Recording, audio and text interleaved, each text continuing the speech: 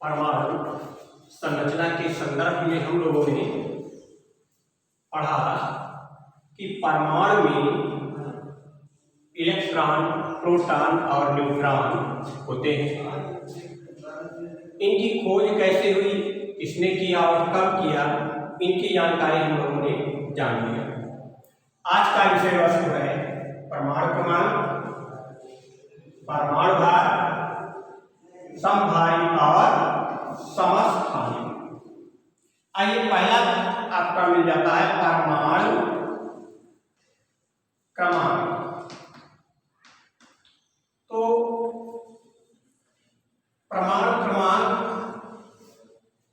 किसी परमाणु के नाभिक में उपस्थित प्रोटॉन की संख्या अथवा उदासीन अवस्था में इलेक्ट्रॉन की संख्या, उस परमाणु का परमाणु क्रमांक कहा जाता है। मतलब परमाणु क्रमांक जो होता है वो प्रोटॉन की संख्या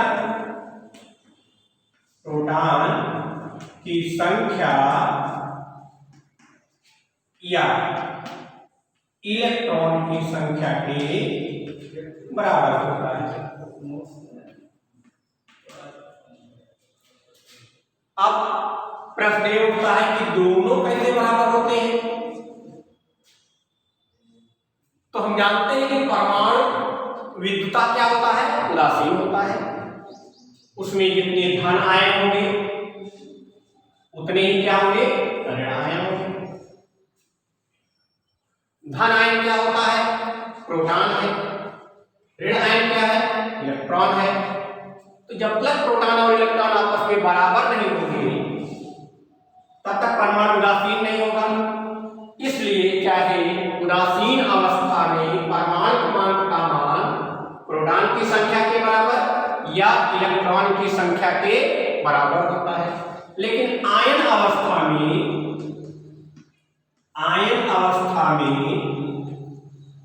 यह मान केवल प्रोटॉन के मान के बराबर, प्रोटॉन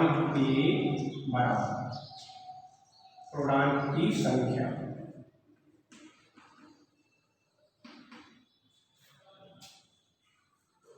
इसलिए परमाणु क्रमांक सामान्य अवस्था में प्रोटॉन या इलेक्ट्रॉन की संख्या के बराबर होता है, किंतु आयन अवस्था में केवल प्रोटॉन की संख्या के बराबर होता है। इसे जेड से डिनोट करते हैं। इसका प्रदर्शन क्या है, जेड। तो जेड बराबर परमाणु क्रमांक बराबर हो गया प्रोटॉन की संख्या या इलेक्ट्रॉन की संख्या। अलग अलग तत्व का, अलग अलग परमाणु का अलग अलग परमाणु क्रमांक होता है। परमाणु क्रमांक को सदैव परमाणु के आधार में लिखा जाता है। परमाणु क्रमांक को सदैव परमाणु के आधार पर लिखा जाता है। अब दूसरा टॉपिक है हमारा परमाणु भार। परमाणु भार, एटॉमिक मास।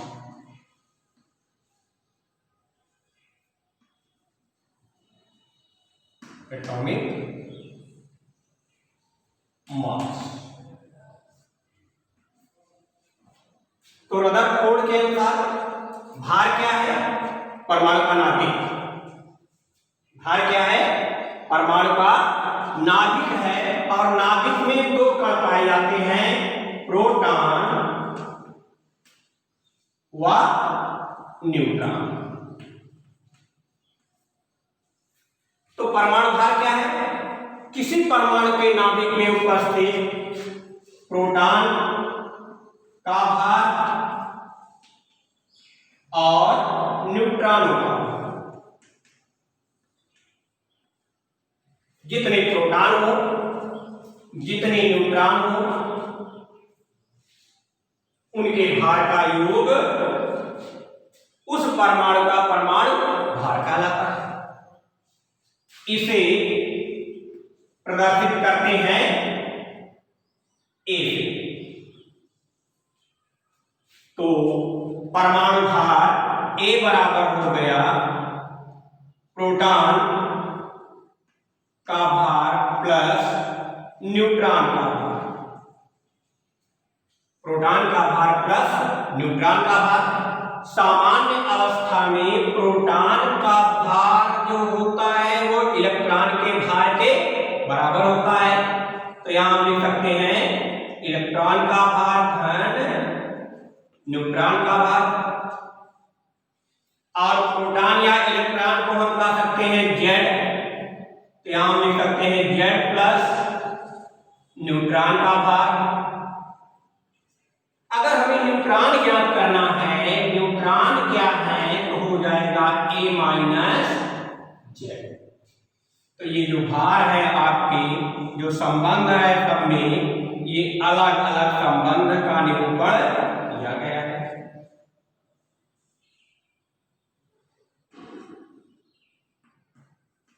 या न्यूट्रॉन बराबर ए माइनस जेड, मतलब परमाणु का भार माइनस परमाणु क्रमांक अगर है तो हमें न्यूट्रॉन की संख्या मालूम हो जाएगी।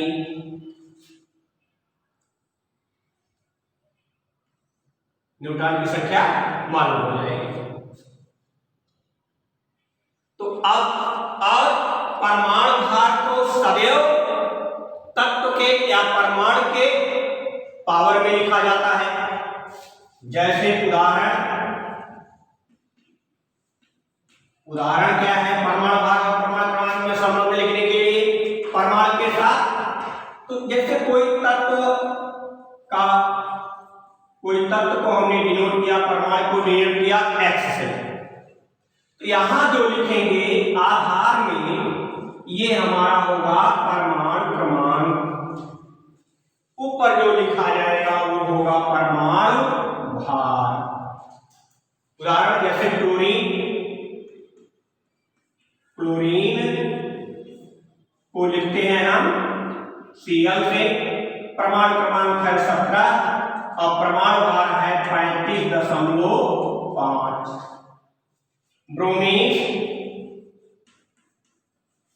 ब्रोमीन के लिए अगर हम लिखें ब्रोमीन का संकेत है Br, परमाणु क्रमांक होता है 35 और परमाणु भार है 80।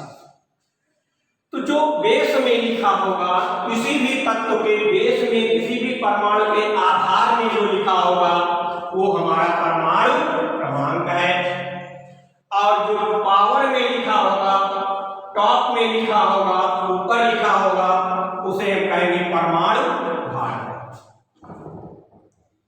परमाणु क्रमांक और परमाणु भार में ये संबंध लिखा गया कि परमाणु भार जो होता है परमाणु क्रमांक और न्यूट्रॉन की संख्या के योग के बराबर होता है। परमाणु भार इलेक्ट्रॉन की संख्या व न्यूट्रॉन की संख्या के बराबर होता है। परमाणु भार प्रोटॉन की संख्या व न्यूट्रॉन की संख्या के बराबर होता है।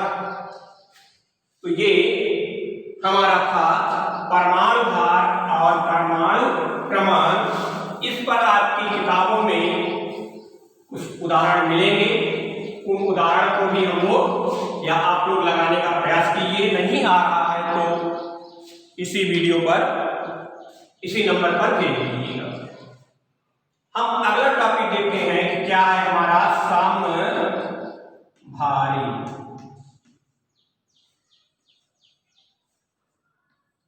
तो शब्द से ही स्पष्ट है कि सम माने बराबर, सम माने बराबर और भारी माने भार। भारी माने भार। वह दो तत्व जिनके परमाणु भार आपस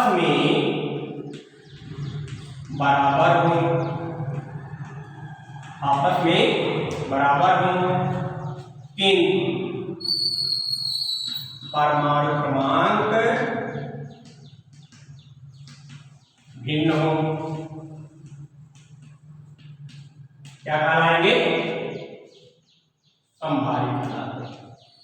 समभारी तत्व कहलाते हैं। समभारी तत्व कहलाते हैं। जैसे हमने ले लिया कैल्शियम, कैल्शियम का होता है परमाणु भार 20, परमाणु क्रमांक 40। इसके साथ हमने ले लिया आर्गन को, कैल्शियम व आर्गन। आर्गन का होता है परमाणु क्रमांक 18, लेकिन परमाणु भार इसका भी क्या होता है? 40। कैल्शियम और आर्गन एक दूसरे के समभारी कहलाते हैं। कैल्शियम और आर्गन एक दूसरे के समभारी कहलाते हैं। क्यों? क्योंकि इनके परमाणु भार बराबर हैं। जैसा कि हमारी परिभाषा बता रही है, परमाणु भार आपस में बराबर हैं, किंतु परमाणु क्रमांक भिन्न है। अगर परमाणु क्रमांक भिन्न है, परमाणु भार बराबर है, ऐसे दो तत्व आपस में एक दूसरे के समभारी कहलाते हैं। अगला टॉपिक है समस्थानिक। समस्थानिक आइसो बार क्या कहलाते हैं? आइसोबार। ये आइसोटोप,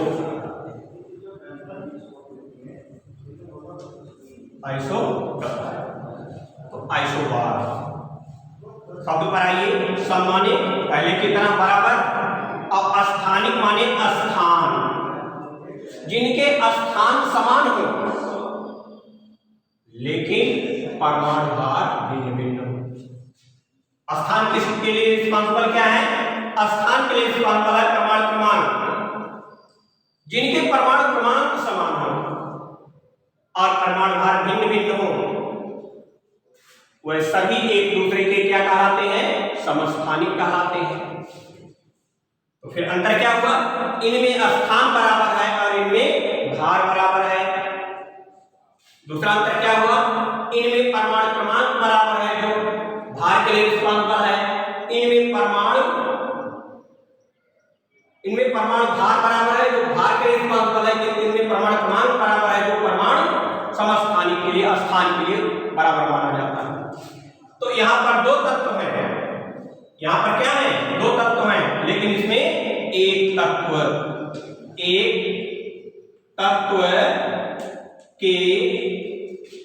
वह संरचनाएं जिनके परमाणु भार भिन्न हो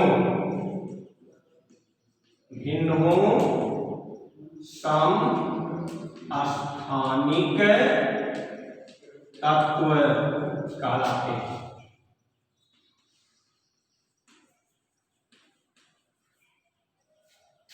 यहाँ एक तत्व है और यहाँ दो तत्व है। आइए हाइड्रोजन में हम ले लेते हैं।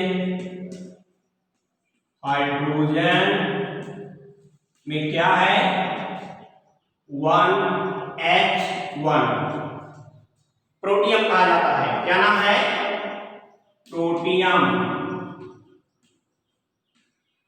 1H2 ये क्या है? ड्यूटेरियम। और 1H3 ट्राइटियम। ये हाइड्रोजन के 3 समस्थानिक हो गए। Chlorine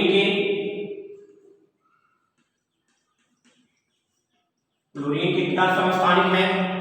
17Cl 35, 17Cl 37। Carbon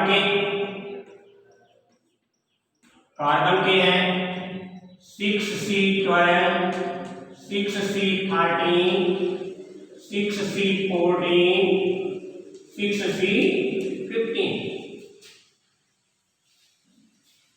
nitrogen oxygen सभी के समस्थानिक